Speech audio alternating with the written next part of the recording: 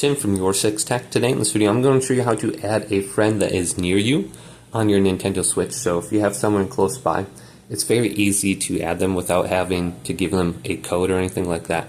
So just on the home screen here, let's go up to your page. So mine is Timbo's page right here. Select this.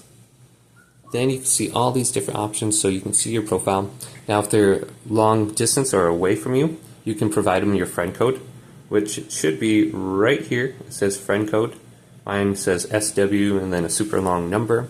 Just have them add that under this section. It says add friend right here.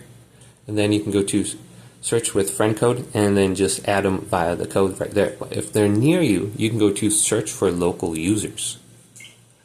And it's searching. It says search for a nearby user. Tap the same symbol as the other person. So you both have to come to this page and then tap the same symbol.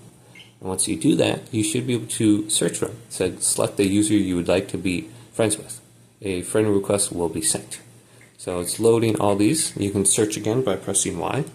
So if they are near you, you should be able to connect with them and add them as a friend now. And then they should be under your friends list. So hopefully this quick little video did indeed help you out. If it did, leave it a big thumbs up and subscribe to my channel down below for more tech videos coming up next on Your Six Tech.